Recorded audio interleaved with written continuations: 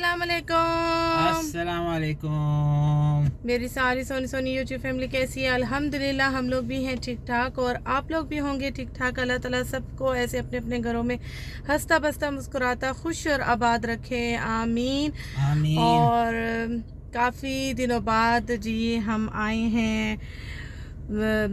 On screen और आप लोगों से 6-7 दिन के बाद व्लॉग डाल रहे हैं। 6-7 दिन नहीं, मुझे तो ऐसा लग रहा है मैं 1 मंथ बाद आई हूँ आप लोगों के सामने और काफ़ी लॉन्ग टाइम मैंने आप लोगों को मिस भी किया, आप लोगों को दुआओं में याद भी रखा। जितनी दुआएं मैंने अपने लिए मांगी, जितनी दुआएं मैंने अदील के लिए मांगी, उतनी दुआएं मैंने आप लोगों के लिए भी मांगी कि अल्लाह ताला हर मोमिन मुसलमान को जो है परेशानियों से निजात दिलाए। जो इस टाइम मुसलमान परेशान हैं उनकी परेशानियां दूर हों, दुख तकलीफ़ें दूर हों, क्योंकि जो दुख जो परेशानी मेरे ऊपर टूटी है वो शायद मैं आप लोगों को लफ्ज़ से बयान नहीं कर सकती और ना मैं आप लोगों को बता सकती हूँ वो फीलिंग, क्योंकि बिल्कुल अचानक हुआ हमारे साथ जो भी हुआ। हम लोग गए थे आजमाइश थी, मक्का गए थे हम लोग। हाँ। लास्ट वीडियो जो थी वो मेरी चल रही थी कि ज़ैनब बीमार थी,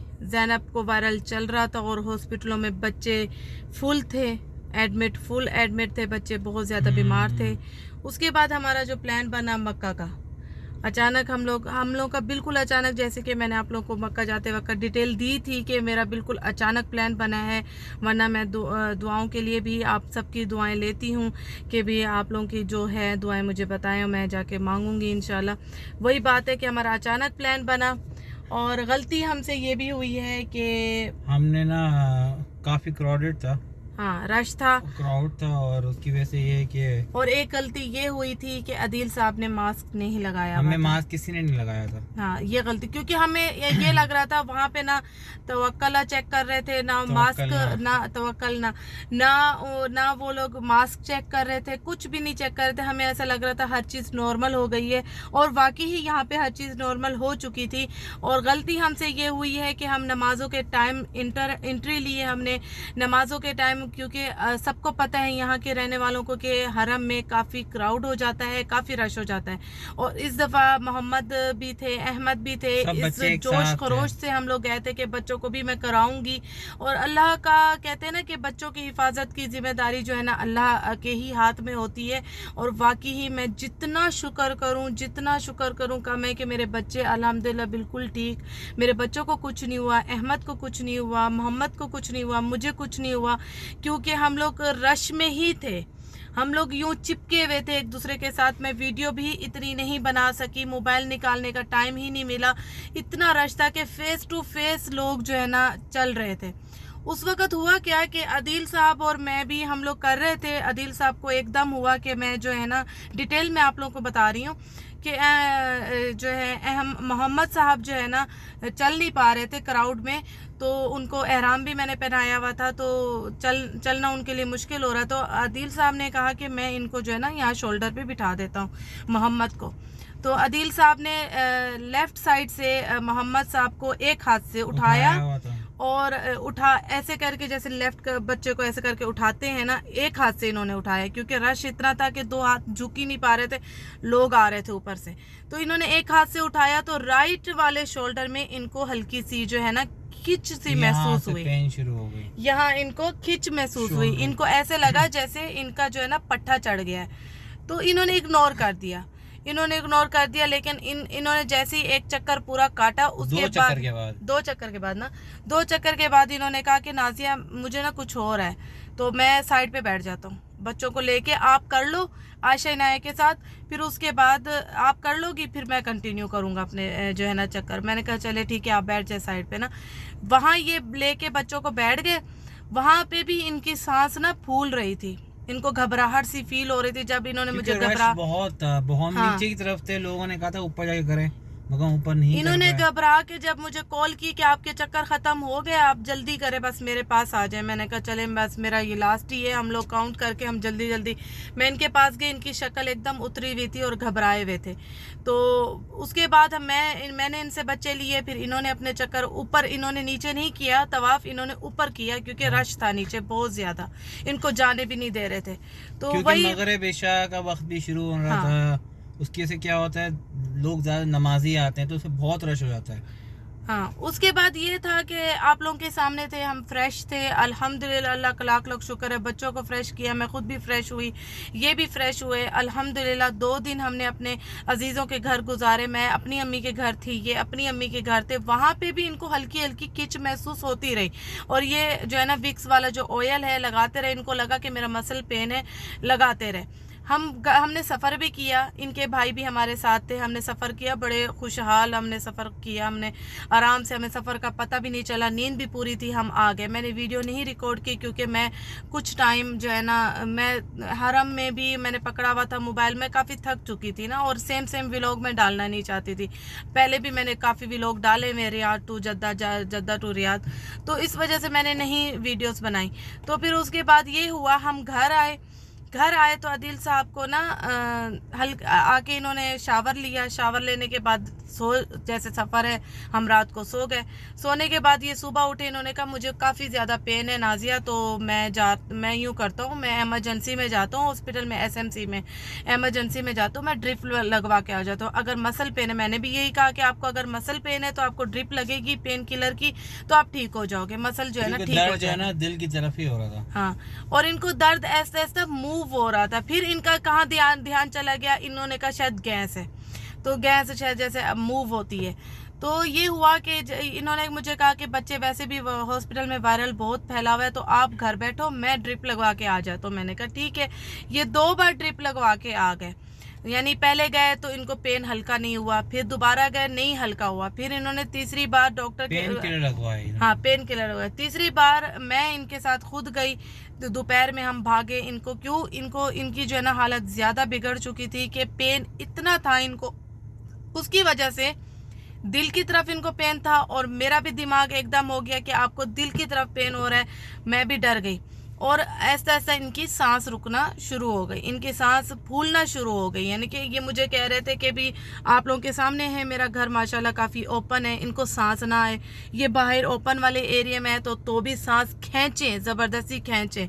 मैं घबरा गई, तो हम गए, मैंने इनको ड्रिप वगैरह लगाई। अच्छा, SMC वालों से ये हुआ कि SMC वालों ने रिपोर्ट, इनका एक्सरे भी किया, तो एक्सरे नहीं ध्यान से देखा क्योंकि हम इमरजेंसी की तरफ गए थे। इमरजेंसी में कि इनके ना हाँ चेस्ट में है कुछ इन्फेक्शन है, इनका चेस्ट भरा हुआ था इन्फेक्शन से। फिर ये हुआ कि फिर हाँ। वापस घर हम लोग आ गए। हाँ, घर आ गए। इत्तेफाक से ये कि ज्यादा पेन बढ़ गया, और ऑक्सीजन मेरी कम होती जाई, ऑक्सीजन कम हो गई थी। फिर हम लोग इमरजेंसी में ये गए। जबरदस्ती खींच रहे थे ऊपर, ऐसे करके ये ना खींच रहे थे ऑक्सीजन को बहुत ज्यादा। मैं भी घबरा गई थी, मेरी सिस्टर इन लॉ भी घबरा गई थी, हम सब एक साथ थे। इमरजेंसी दोबारा गए तो उन्होंने फिर एडमिट कर लिया मुझे। उन्होंने कहा कि आपके एक्सरे जो किया है उसमें, पहले उन्होंने ECG किया क्योंकि उनको डर था कि दिल विल में कोई प्रॉब्लम ना, मगर अल्लाह का शुक्र है कि ECG बिल्कुल सही आया। उसके बाद उन्होंने चेस्ट का किया एक्सरे, तो उसमें पता चला कि उनको थोड़ा शक हुआ, फ्लूइड आ गया है कुछ चेस्ट के लेफ्ट साइड पे, दिल की तरफ पूरा यानी। उसके बाद उन्होंने क्या किया, मुझे ऑब्जर्वेशन रूम में ले गए क्योंकि उनको डर था कि पाकिस्तानी है, TB ना हो उनको, तो उन्होंने वहाँ मुझे इलाज करना शुरू कर दिया। और फिर उसको प्लूरल बोलते हैं, पाइप यहाँ पे लगाया, और पता चला कि लंग्स में जो है अच्छा खासा फ्लूइड था, इस अराउंड 2000 ml जो है पूरा फ्लूइड निकाला उन्होंने।